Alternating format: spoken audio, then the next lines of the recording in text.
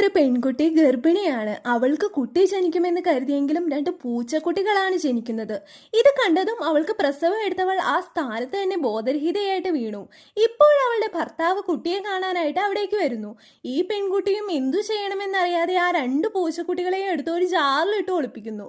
ഇപ്പോൾ അവനാണെങ്കിൽ എന്റെ കുട്ടി എവിടെ എന്ന് ചോദിക്കുന്നു. ഈ പെൺകുട്ടി സത്യം പറഞ്ഞാൽ പൂച്ചക്കുട്ടികളെ അവൻ കൊല്ലുമെന്ന് കരുതി എനിക്ക് കുട്ടിയൊന്നും ജനിച്ചില്ല, അതിനു പകരം ഒരു കല്ലാണ് ഉണ്ടായത്, അത് കണ്ടിട്ടാണ് പ്രസവം എടുത്തവർ ബോധരഹിതയായി വീണത് എന്ന് അവൾ കള്ളം പറഞ്ഞു.